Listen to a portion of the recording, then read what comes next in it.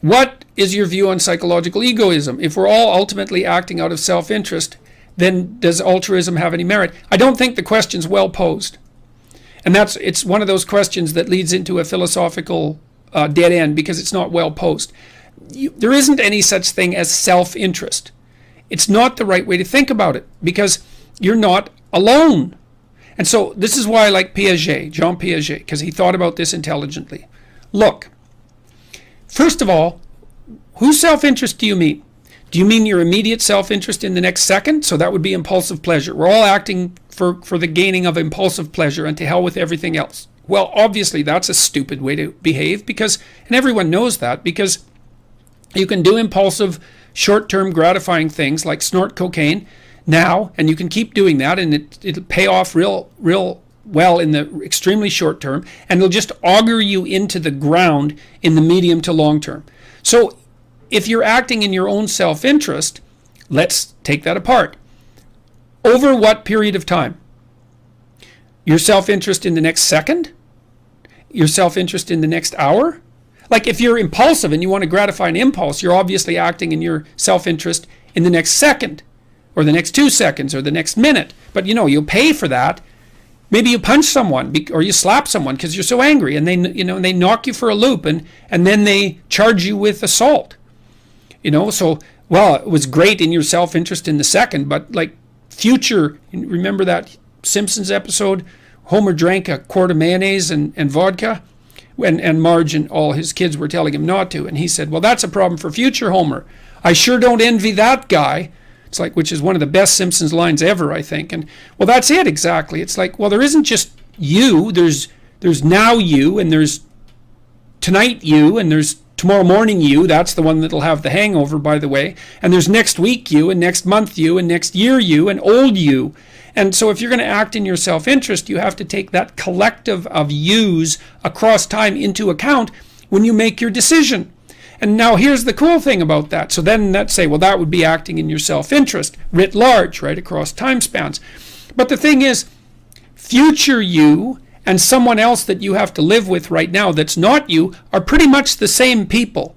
And so if you're going to act in your self-interest and you have other people around you, then you also want to act in their self-interest, because otherwise they won't like you, they won't cooperate with you, and they won't compete with you in a reasonable manner. And so that's going to be a catastrophe.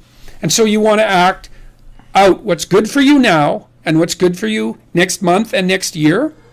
And you want to do that in a way that's good for you and your family and your community right now, next week, and next year. And you're going to take all those things into account at the same time. That's an equilibrated game from a Piagetian perspective.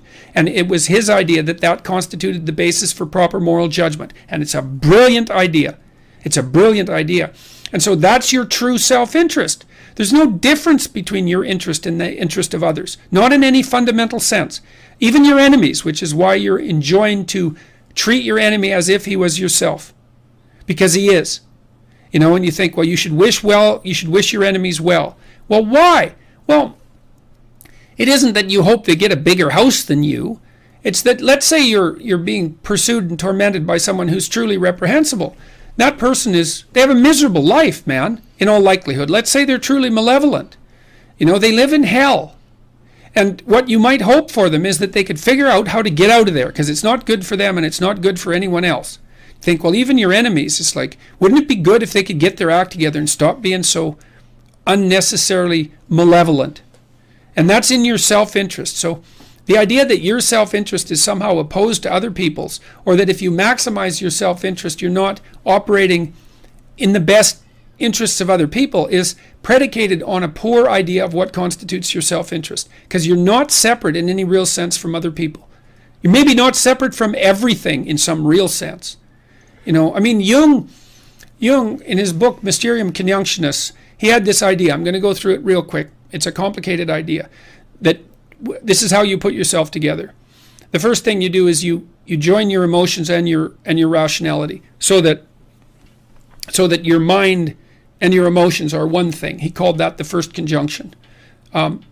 So that your motivations and your emotions and the way that you think about the world are all acting in the same direction. Okay, so that's the first conjunction, and you get your act together that way. So that would mean incorporation of aggression and sexuality from a Freudian perspective. Those parts of you that are difficult to integrate come to be integrated into one thing. So you can use your anger when you need to, and you have your sexuality under control. It doesn't have you, but you know how to use it, and it's a power for you. And you're properly assertive in all of those things. And so you build yourself into one psychological unit, and then you embody that. So that's the second conjunction. The second conjunction is take your mind, emotion, motivation, unity, and act it out. Act it out in the world, so that there's no distinction between you and what you do, between you and the way you think about the world and your philosophy and how you act. That makes you a second kind of unity. And then the final conjunction, which is the most difficult one, is to stop thinking that the world is different than you are. This is why I ask people to clean up their rooms. It's like, your room is you. It's you. And so you go in there and you clean up your room. You're cleaning you up too, the same way. You're developing discipline. You're putting yourself in order. You're developing a vision of the future. You're figuring out how to dress. You're figuring out how to take care of your things. You're interacting with the microcosmos that you have in front of you and learning how to balance chaos and order. There's no difference between you and what's around you. And that's a very difficult thing to understand. And so you want to act in a way that's good for you, but good for everything else at the same time. And that's a high moral virtue. And that's the right way of thinking about the relationship between psychological egoism and altruism. It's like as you move towards a broader conceptualization of things, you start to understand that there is no selfish self-interest. It isn't how life works. Like if you're married to someone, for example, and you're stuck with them for the next 50 years, it's like you can't win an argument with them. You can make peace because they're you, man. They're you. They're a huge part of your experience. You have to treat that person as if they are you. And it isn't like, well, I'm going to treat you well because you're me. It's because people don't treat themselves very well often. It's way more complicated than that. You don't want to defeat your wife, man, because then you live with a defeated wife. And if you think she isn't going to take revenge on you, then you're not very bright. So you want to listen to what she has to say, and you want to listen to her problems, and you want to help her solve them because she's you. And you want to do the same with your kids, and then you want to do the same with the people around you if you can do it. So the whole idea of like, well, we're basically wired to be selfish. Well, we are when we're not very wise and we act impulsively.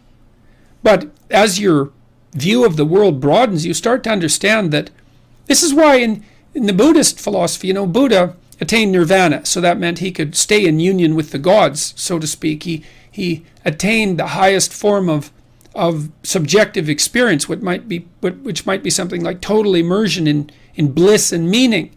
But he rejected it because he went back into the world to help other people attain nirvana, or at least to move towards it, because he realized that there was no individual redemption without the redemption of all. And if you don't understand that, then you're just not very wise. And so you're trying to be a force for good in the world. And that doesn't mean just good for you. It's just blind, because there isn't any isolated you. That isn't how things are. That isn't how reality lays itself out. So